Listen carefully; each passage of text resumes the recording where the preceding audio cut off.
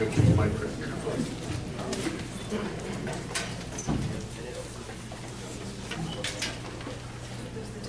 The timer?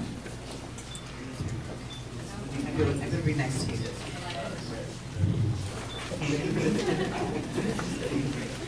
Well, good evening, Westside Democrats, and thank you so much for the opportunity to include all of us in this forum. Can y'all hear me? No, louder. My name is Norma Chavez, and I am the bluest Democratic candidate for Congress. I have served as a national delegate to the DNC convention 5 times, and I was appointed to serve on the Rules Committee by the chair of the convention.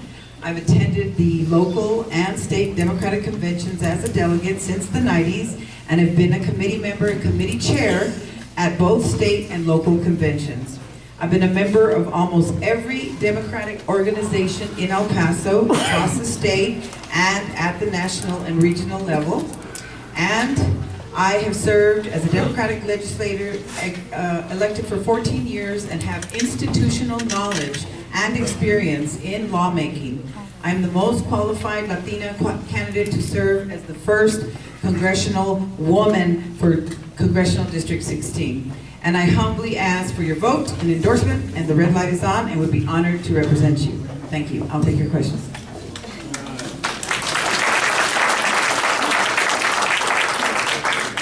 There are 3 issues of great importance to El Pasoans: access to health care, immigration, including DACA, and education. Please rank order your positions for those policies and why you have those positions. DACA, could you name the country again? Health care, education, and immigration. I think the most important is health care. In the order, it would be health care, DACA, and education. The reason that I think health care is important is because the Republicans under Speaker Paul Ryan has stated that after passing a tax bill that is benefits the top 1%, he's going to go after Medicare and Medicaid, and that's extremely volatile group of people that should not be losing their medical benefits. And so we need to ensure that the Medicare and Medicaid and Social Security are protected. Immigration reform, DACA, is extremely important. We should not be building a wall based on the backs of DACA. DACA, the Deferred Action Childhood Arrivals, deserve to be allowed to stay and to petition. And there is a backlog for people who have been waiting in the system. There's a large backlog of people who are petitioned to become citizens, and they should be the second in line behind the Dreamers. So I think that's an extremely important issue. And third, education, education, education. An educated child is a successful child, and that should be a priority for all of us at the federal, at the state, and the local level. And we should not be funding charter schools. We should be funding public education at the level that we need.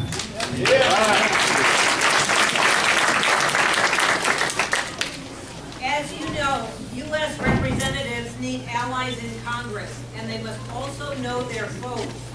You ranked health care as the #1 policy presented.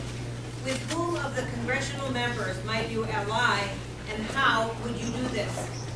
Thank you so much. I have, as a former Texas lawmaker, I have many former colleagues who serve in Congress. I think more important, you have to decide that you're going to work within the Democratic caucus and the Democratic leadership. You're a freshman legislator. You're not going to be able to do everything at once. I believe Congressman Beto O'Rourke knows that process. But we do have allies in DC, excuse me, Congressman Joaquin Castro. On the Appropriations Committee, we have Congressman Henry Cuellar.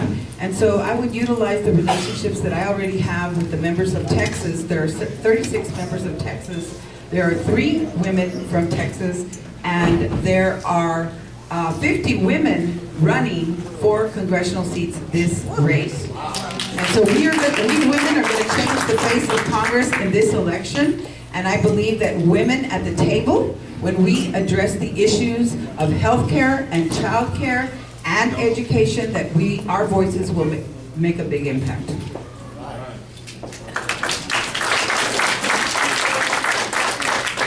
Thank you so much. Many people have asked me why I ran so late. Well, I ran within the statutory time allowed by the Secretary of State, but I ran to restore hope.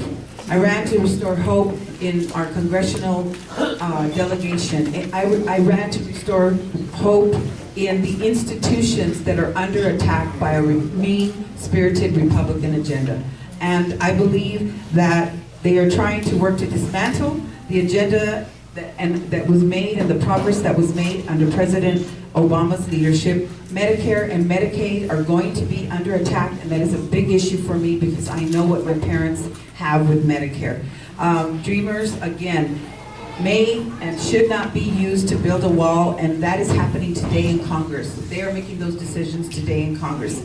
I will be a strong, experienced vote against the mean-spirited Republican agenda, and I need your support to restore trust in Congress, and I would be honored to serve as your first Latina from El Paso to represent Congressional District 16. Thank you. Vote Norma Chavez.